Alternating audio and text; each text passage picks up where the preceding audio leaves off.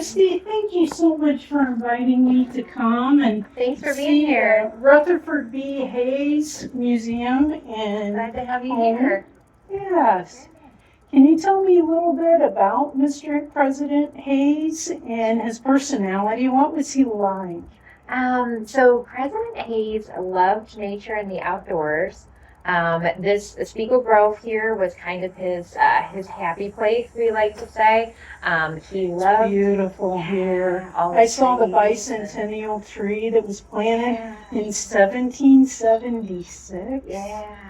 Wow. So some of the trees were here when he was here, which is really neat. And that one, especially since it's marked, you can see it and know, oh, okay, he would have stood under this tree. And we know he planted some other trees in that area. Did his kids put a swing on that big branch? And Oh, that would have been really neat. We don't know. We don't know about that, but that would have been very cool. So how was his relationship with his family? Was he a family man? he was definitely a family man. He and his wife Lucy had 8 children. 5 of them survived to adulthood. And he was, most historians consider him to be a pretty good hands-on dad. Awesome. Wow, that's so cool. Yeah, he did a lot of things. Some of the things that I think are kind of fun are, he was just sort of like a regular person. So we have some letters like he wrote to the older boys when they were at college saying, when you come home this weekend, we're going to work on the driveway, that kind of thing. His eldest son, Bertrand, played baseball. So we have a picture of him in his baseball uniform, and the letters talk about that. And the 2 of them were really into the Cincinnati Reds, who were known as the Red Stockings at the time. Uh-huh. And so they actually kept, I find this so funny, they kept a scrapbook, but it's literally, they took one of Hayes' old law books and pasted the articles into it. So it looks like a law book, but then you open it and it's the Red Stocking season. Cool. So he did a lot of things that I think people today could relate to. Oh, that is so cool. Oh, wow. And he and his wife Lucy were very, very close. They were married for 36 years. And he Wasn't Bouchard his mother's maiden name? Where did that name come from? Yeah, that's a great question. And that leads me to, a lot of people ask, okay, so he wasn't born here. He was president, he was governor. How in the world did he get to Northwest Ohio? And it was because of his mother's brother, Uncle Sardis Burchard, who built this whole place. And then he gave it to President Hayes. So he was kind of like President Hayes' surrogate father. Hayes' father died before he was born, so Uncle Sardis kind of stepped in and took on that role. It's nice to have an uncle like that. Yes, I wish I had one that would everybody build wants me a a house, house. Sardis, especially a house like this. Oh, it's gorgeous. Yeah. So it's all brick, and when was the house actually built? So that's a really interesting story too. So the house originally was built in the late 1850s. So the section we're sitting in is actually an addition. So I like to say that the house started out kind of normal. It was still a beautiful Victorian house, but it was just this side down here. And then President Hayes added onto it twice. So where we're sitting now is the 1880 addition. So this half was added on, and then in the back he added on the dining room and kitchen. So he and would so have that sat was later on. right here and had his lemonade and looked Yes. out over his beautiful trees. And This was actually his favorite spot in the house. I bet. He used to say that he wanted a veranda with a house attached. So, You and got another thing it. that's very relatable is sometimes we find in his diaries he talks about, I'm gaining some weight, need to get some exercise. So he used to walk back and forth on this veranda, and 33 paces was a mile. So he knew how much it was. wow, what an interesting fellow. Can you tell me about the election controversy? I mean, it's kind of like history repeats itself with the current election and all the controversies. That's one of the things we get asked about the most. So President Hayes, of course, had one of the most, if not the most contested elections in U.S. history. And what we find is that in 2020, people coming here and learning about it actually seem to bring them some comfort, just because, we live in pretty contentious, trying times, and we have been there before. So President Hayes he ran for president in 1876. And it's a really interesting, different time, but yet some of the same themes. So all of the returns come in when people voted in November. And at first it appeared that perhaps his opponent, Samuel Tilden, had won. And so Hayes was ready to concede, and then his people are basically said, "Now wait a minute, we've got to count the returns, and it appears there's some things that have been done incorrectly." And so the belief was that Hayes probably would have gotten more votes, except for free black men in the South had been intimidated away from the polls. So back then they would say you vote how you shot, since you're only about 12 years out of the Civil War. So most likely, if you're a Northerner and a Union person, you're going to vote for the Republican candidate, who is President Hayes. Really? If you're a Southerner, Confederate type person, you're probably going to vote for whoever the Democratic candidate is. In this case, it was Samuel Tilden from New York. And so the belief was that since there was so much voter intimidation in the South, these votes that would have gone to Hayes were not collected. And so they actually, it took a very long time. One of the things I find most interesting is, everyone voted in November. And back then, like now we inaugurate, I believe it's January 21st. In January. Back then they didn't inaugurate till March the 4th. Wow. So these people voted in November and they didn't know. Wait. Yes, yeah. And they didn't know till the beginning of March who the president was, because what happened was Congress ultimately had to appoint a special commission to sort this out. And it came down to one vote. So Hayes won by one electoral vote. With the commission, he won by one vote. So it was a very contested time, but, thinking back to the 2020 election, if I recall correctly, we voted on Tuesday and we didn't find out till Saturday who the president was. And that was such a long wait. Yes, yeah. And in this time period, they voted in November and then they don't find out to the beginning of March. So it's a very interesting time. One of the other things I think about that election is both Hayes and Samuel Tilden were willing to step back for the good of the country.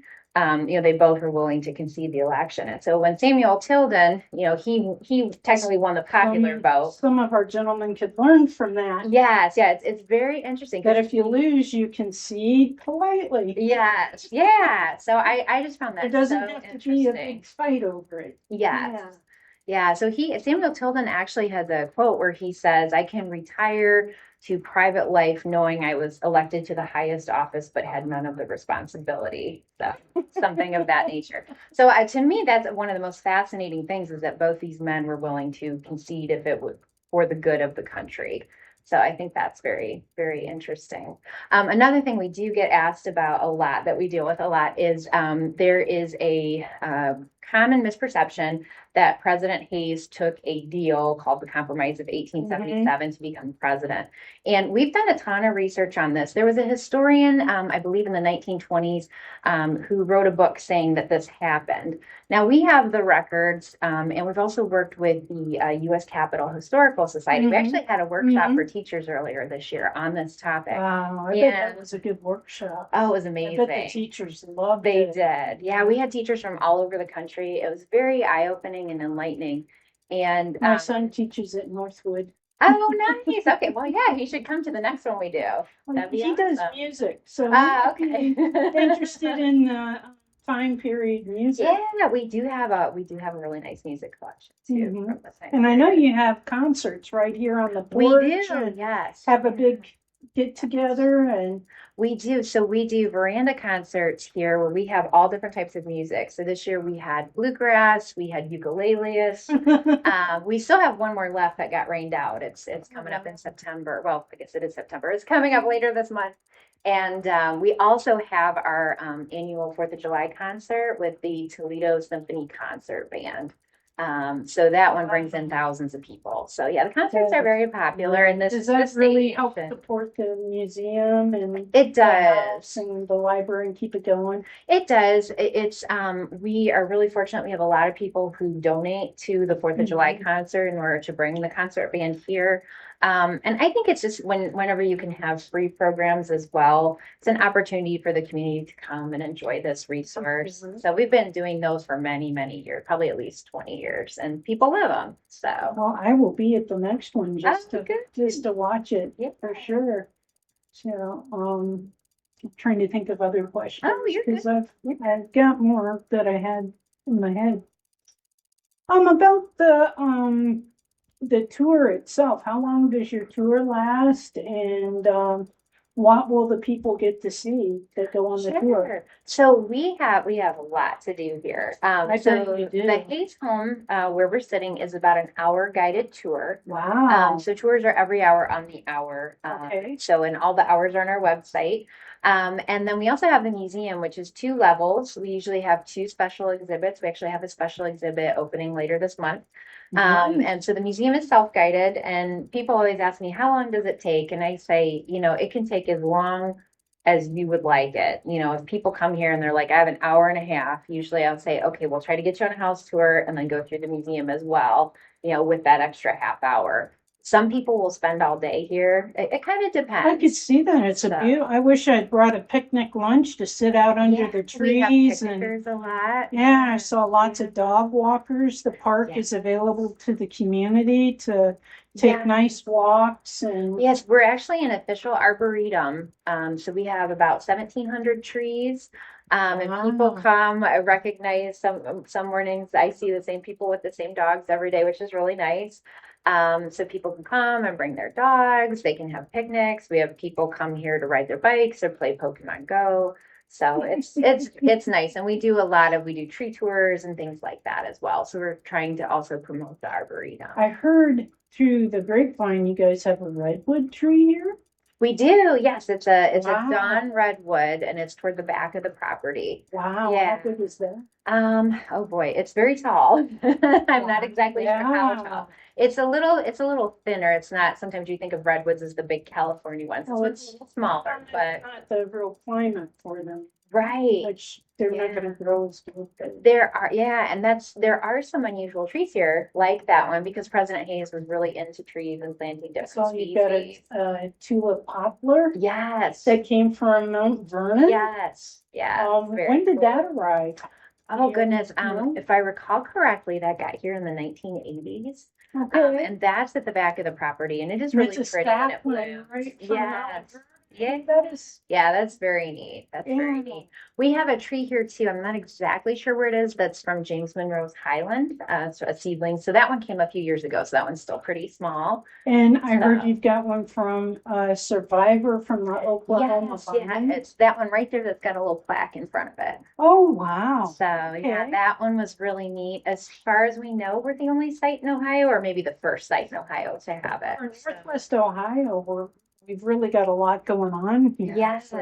History and wow. And we have the library too. So we're America's first presidential library. So that's right, the very first. Yes. Yeah. How did that come about? That a library was started for the presidents? So President Hayes and his wife Lucy's second oldest son, Colonel Webb Cook Hayes, wanted to build something to preserve their papers and their books and things like Lucy's wedding dress and her college diploma and all that. And of course, so presidential libraries didn't exist yet. So he went, it took him many years. He even talked to Andrew Carnegie about starting something because it was just a brand new concept. Yeah.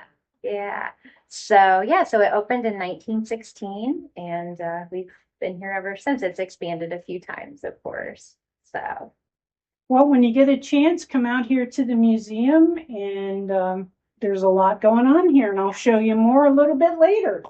Thank you. Yes, thanks.